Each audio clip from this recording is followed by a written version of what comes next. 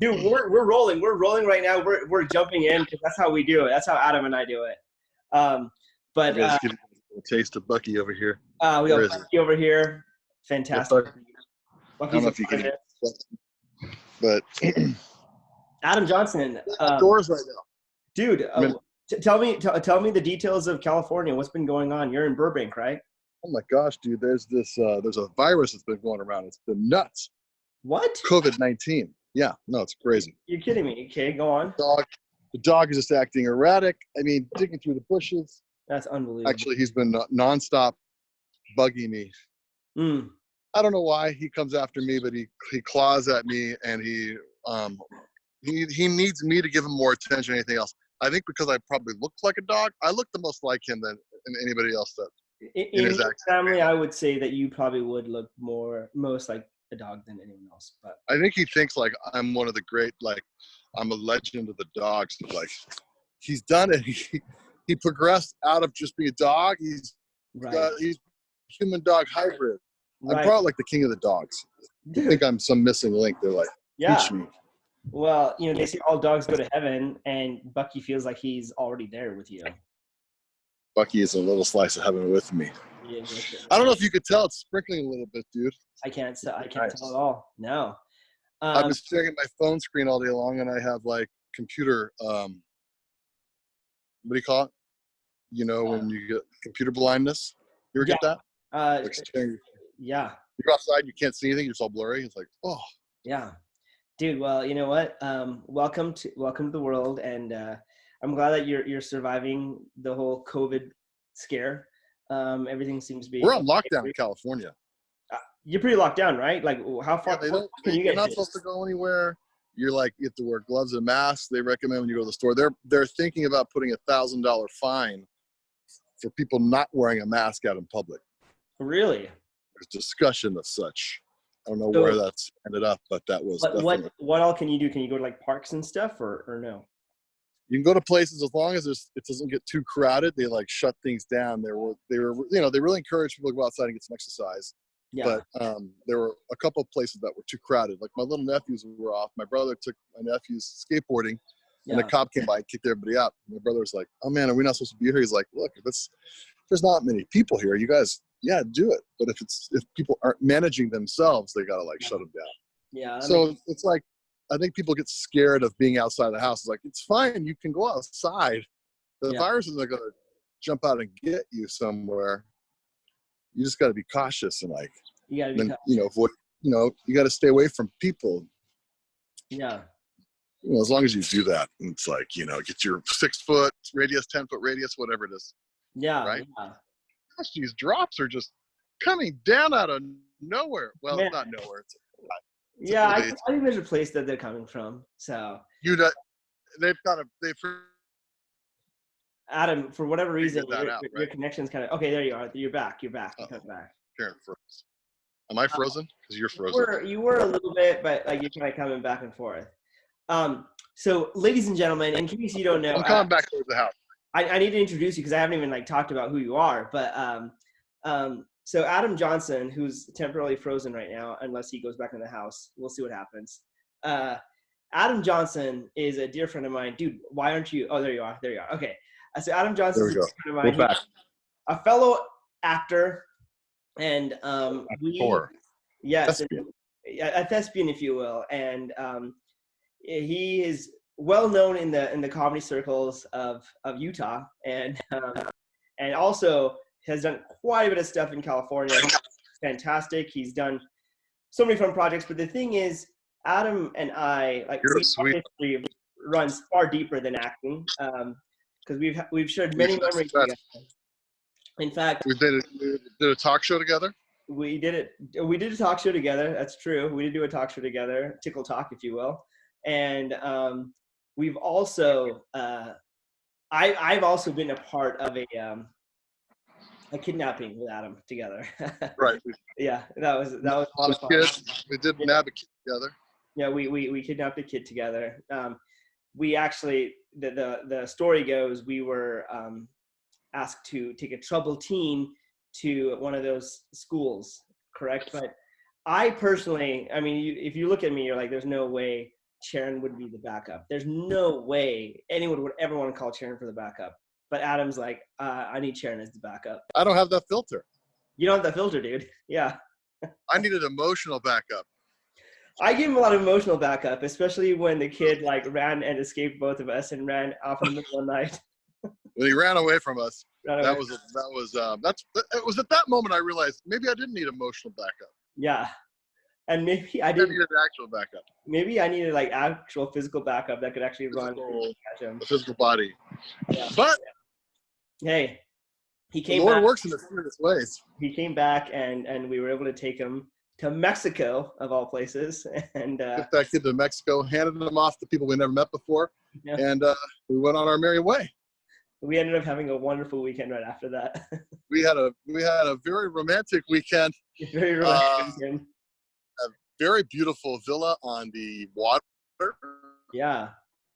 Oh, there you're frozen again. The Sea of Cortez, I believe, right? Am I frozen? Dang it, we're back. You're okay now. But yeah, we had a beautiful weekend. The sun was setting. The water was like bath water. The wind was blowing perfectly. It was the most romantic time of my life, and I was able to share it with you. So I appreciate. Well, I'm flattered by that. I really, because for me it was pretty magical. Yeah. That's the magical photos, which we have to share. We'll have to share those photos with this crowd. I know this audience is going to eat that up. Oh man, like those photos are going to get viewed more than any of these videos are. That's for sure. Oh my gosh, it's going to be a mega hit. Mega hit.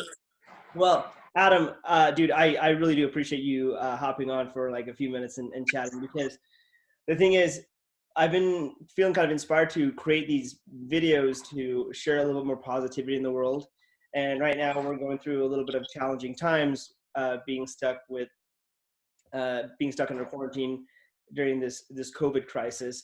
And one of the things I like about you is like we've shared plenty of memories together to know that you are really relaxed under pressure, and we just had so many fun memories and a lot of joy during times when things were kind of challenging and kind of tough. And I've always like appreciated your insights. I love what you have to say, and I'd love to just get your thoughts a little bit on some of the things you've done for yourself to have more joy during this time of crisis.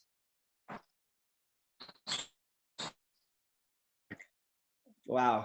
And the connection is really you and I are. Oh, wait, there you are. Hang on. We gotta figure out. Right outside. We got issues. I'm gonna try to see if I can. Oh, a little ball popped out around the corner here. I'm right outside where the Wi-Fi is. There's a lot of screaming going on. I'm hunkered down at my brother's house. Okay. And there's a lot of video game. Oh, this door. Oh no, we better not go in. The dog's gonna get. I'm gonna get in a lot of trouble. Yeah. If this dog was in on this fresh carpet. Yeah, you will not be in a good place. You'll witness the death of me on camera. Oh man. I'm gonna try to go here. We're gonna see if we can get this better. It's actually working pretty good right now, dude. Is it right now? Yeah. Okay. This just kind of comes and goes. All right. So anyway, I was saying, we're kindred spirits in that way. We're both pretty easygoing, happy-go-lucky kind of guys. And, do I have a basic theory on that? I don't know. I don't know if I do. So that's, I guess, everything I have to share for you. Dude, that was profound advice, man. It's great. Is that pretty good? Yeah, it's pretty great. My dad had a philosophy: don't sweat the small stuff, right? Kind of a thing. And it's all small stuff, right? Yeah. Except for the things that matter, and then it's the little things that matter. So somewhere between don't sweat the small stuff, but the little things that matter. You got to sort that out on your own. Dude, you know what? That was great. That's like some real Mark Twain stuff right there. Yeah, dude. Yeah. Yeah. Straight up Mark Twain, suckers. Yeah, I isn't high when we're having this conversation. I don't think we are. You are anyway. Maybe. I have no idea. It doesn't matter. If I'm high? Yeah, if you're high. Well, that's the that's the other thing is I am high on life, baby. Yeah. Well, again, I knew you wouldn't disappoint, and you haven't disappointed in the slightest. So, No, it's good, I man. mean, honestly, I mean, you know, my parents, our parents met on a blind date, and my dad proposed to my mom that night. You know the story. And later that night, but please share with the world. my mom later that night accepted, right? Wow. So they didn't get married right away, but they did end up getting married. And my brother's over there working out. Oh my gosh. And but they dated for a while, but they knew right away that they wanted to marry each other, right? And so wow. I am still single, ladies. Yeah. And gentlemen, if the church changes any stances on it, just kidding. We can cut that part out. Nope, we're not. So anyway, I am still single, so I'm like, oh man, when I meet my wife, I'm gonna know that she's like, she's the one like my parents did. And I'm still waiting for that same magical moment. Yeah. And I've talked to my mom since my dad passed away about, 13 years ago, something like that. I think so, yeah. And anyway, I'm gonna do a little Mr. Rogers here and take my shoes off. No, I'm not. Sit down. I'm just gonna sit down. So, and I talked to my mom, like, what's the deal? How did you know that this was Dad was the right one? And she's like, at first she's like, we just kind of went for it. We were both tired of dating. And I'm like, oh my gosh, just went for it. Wow. Yeah. And then I went back to her like a year later, 2 years later. I'm like, well, so you just went for it? She's like, no, we didn't just go for it. We both knew we both had the same outlook on life, right? The same attitude towards life. Yeah. And I'm like, wow, that's pretty profound. Because in the meantime, I dated a different girl who we had different outlooks on life. And you could have differences. You hear about having differences and all that stuff. That's great. But you need to have the same outlook, and that was just off. Well, when you say outlook, what are you referring to? Like, do you mean like the same like spiritual beliefs? Do you mean like? I mean, it went beyond spiritual beliefs because like we were both the same core beliefs, but it was like, I don't know. It's still hard to describe. Kind of like let me illustrate this with a story. My brother tells a story about throwing 2x4s in the back of the truck, helping with my dad. Yeah. So they're lobbing these 2x4s in the back.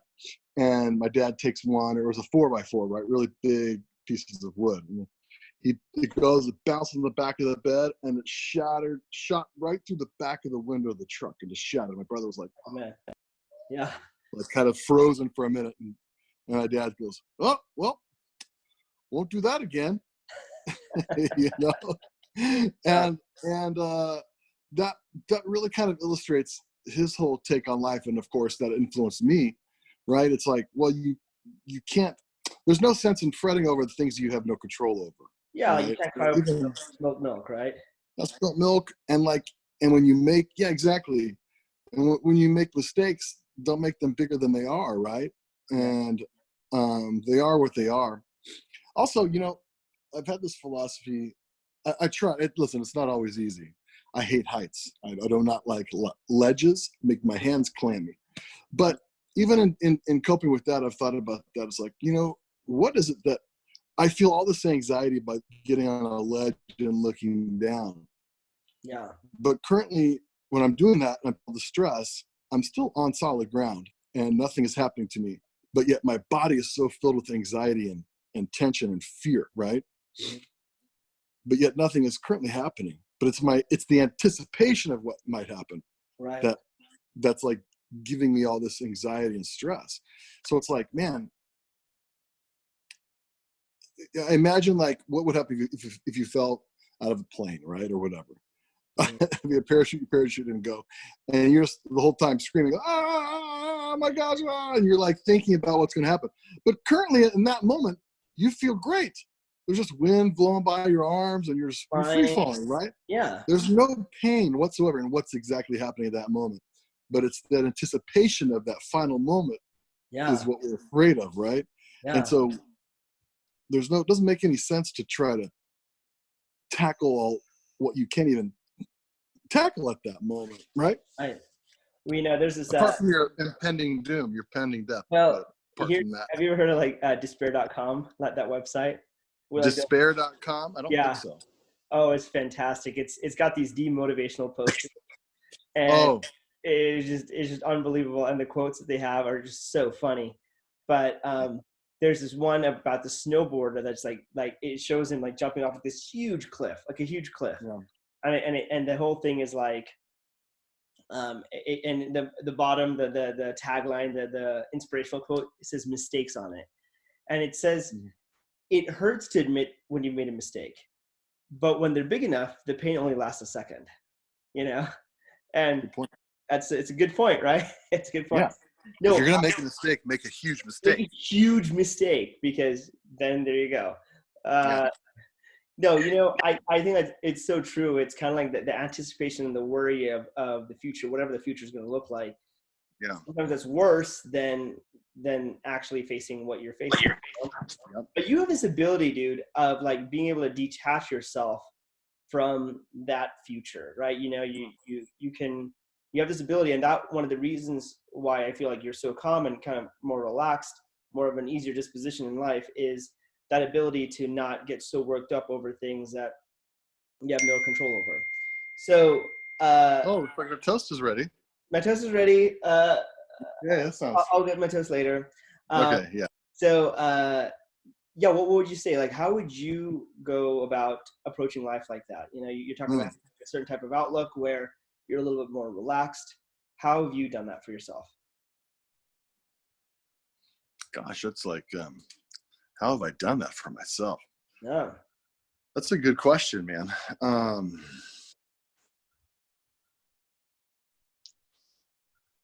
Yeah, that's a good question. I'm not even really sure like how I've been able to do that for myself. Yeah. Because there's some areas of my, some areas like, oh, maybe I should, be concerned more about certain things, but at the same time, I don't know.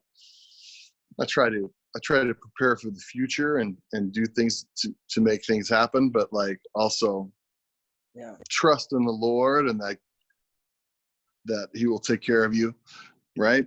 Yeah. Yeah. Well, I think, like, I mean, obviously, everyone's got like a different disposition, right? Some people just are more prone to having stress and experiencing life like that. Other people are a little bit more relaxed with things.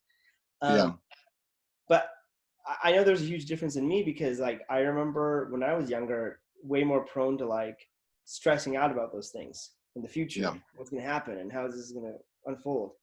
But as time has gone on and I've seen that things have just kind of worked out, I've learned to just relax a little bit more and just kind of, like you said, trust in the Lord and all that stuff.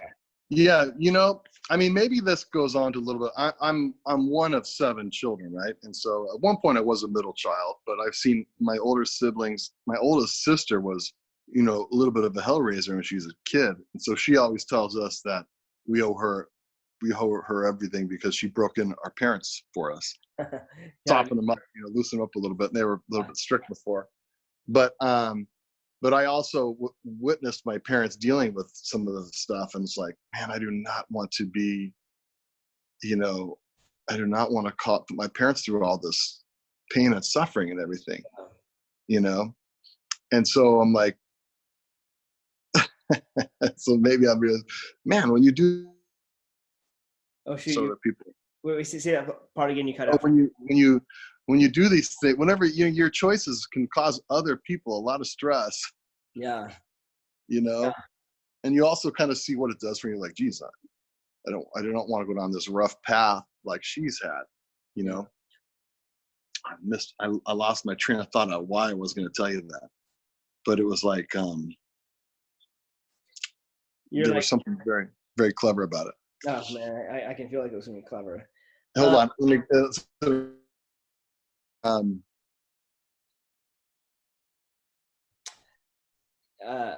yeah, you're cutting in and out, unfortunately, as well, which is right. painful. But well, dude, I just have to tell you, like, I really appreciate your friendship and everything. You've always been a good motivation to me, because I think a lot of times you kind of become the person you surround yourself with. Mm-hmm. You know what I mean? And when you're blessed with like good friends and stuff, you end up having I think like a better disposition. And I value you as one of my good friends. I mean, we've had so many memories together in California and We then have, dude. Mexico, you know, and so many road trips coming back from California to Utah and back. And Yeah. and it's cool. Like the thing is, I owe you a lot in terms of even my career because um, my current agent was someone that you recommended to me. In fact, it was like, and it was like so unplanned too. That's what I loved about it. Right. It was just, you were going to go say hi to your agent. You're going to have just to catch up or something. And you're like, hey, just come with me. So I went with you with no expectation at all of anything. I just was hanging out with you. And then you just, you know, threw me a nice bone. And the next thing I know, they're like, hey, we want to interview you. And then they interviewed me. And then I am repped by them now. And so, and as a result of that, got tons more auditions and tons of new TV shows and all that stuff. And, Yeah. you know, you look at those moments that you're like, that are totally unplanned and they seem so spontaneous, but then when you look back, you're like, holy cow, like that was awesome. You know, that went down that way, you know? So it's amazing. Like how, I don't know, more than anything else, I just think of just your friendship and what that means. And, I also think like, you know, the way that we combat this threat, as cliche as it sounds, is just with each other, you know. Mm-hmm. Like it's just calling and checking on a friend and just relaxing and having a good laugh about things, because I think like that does more than trying to always find the solution for this, you know. Right. Because I have a feeling that in the course of like doing these type of things and just what we think are just kind of like random incidents and random conversations, we end up like, you know, we end up like solving like some really big things that end up going down. Yeah. Yeah. Yeah. You know, and it's about, I think it's about, I don't know, settling into knowing who you are and being authentic to yourself too, right? Yeah. Which is kind of what I was going to say. I think is that I was very quiet and shy when I was watching all the stuff around me as a child, you know, but then I slowly got into comedy, because I think I did a lot of observing in my youth, you know. It's like, wow, this is crazy. Okay. And I just kind of had a running commentary, right? And when I started making more jokes or whatever, coming out of my shell, like my senior year of my high school, right? Yeah. And but anyway, I visited my mom and I made some joke and said, "Oh, your son is so funny," and she's like, "Who? Adam is funny?" Yeah.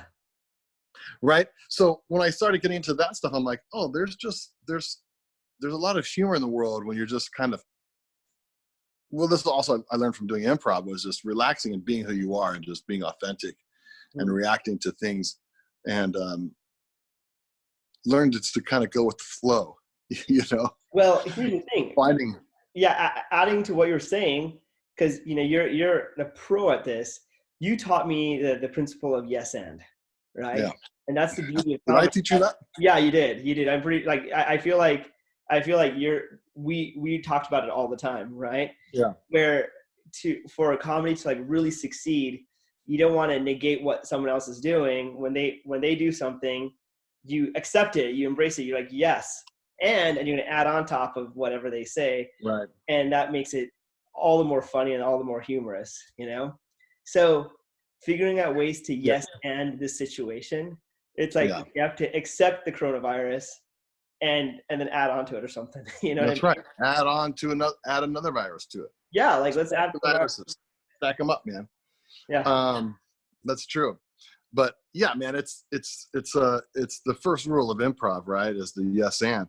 But also it's just a lot funnier when you go along with something, right? Yeah. It's just instantly funnier. If anybody is out there and you're like, you know, for whatever reason, like my buddy Devon has a joke that used to always say, and we'd be walking around and there'd be some guy that's just some weirdo dude or whatever, and he's like, hey, there's your brother. You know, I'd look over there and it's not your brother, but for some reason for him to say it's your brother, it's funny. Yeah. everybody's beautiful in the eyes of God, but you know, context. It's all about context. Some people are clearly not your brother. Yeah. But or you know, you're like, so I have some friends that would react and go, "That's not my brother. That's your brother. You wish that was your brother." Yeah. And then the joke's kind of like, okay. Yeah. Yeah, I didn't really think that was your brother. It was just kind of a joke. So it's like, but if you just go with the joke, something like, oh, that's your brother. Like, oh, there he is. I wonder where he's been. Looks like he stole my pants. Yeah. You know what I mean? He's wearing some goofy pants. It's just something instantly. You know what is hilarious about this? I feel the best yes-ander of all time is God. Because I have been put through so many comedic things. Like, here's an example. A buddy of mine and I were driving out of Provo Canyon one day, and he and I were getting into like the pseudo argument because he was like, dude, like, you are the only Indian person I know in Provo. Mm-hmm. Like, there's nobody else but you. Like, that's ridiculous, dude. Like, what are you talking about? You know? So we're like kind of going back and forth. I'm like, no, there's tons of Indians here. You just aren't looking hard enough. Please go to Bombay House.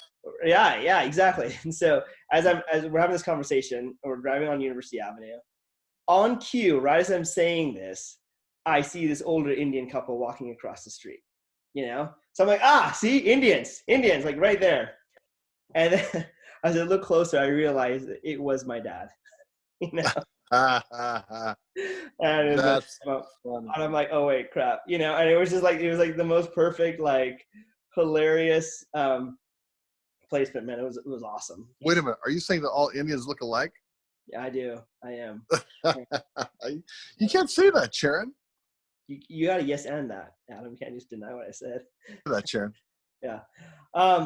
Well, I appreciate your thoughts and insights. I mean, I really think that the rules of comedy and the rules of, like. Oh, you got your second wave of toast ready? Oh, no toast. Hang on. You know, I'm just gonna let it burn. I'm just gonna let it burn. It's fine. Yeah, let it burn. It's good. Yeah.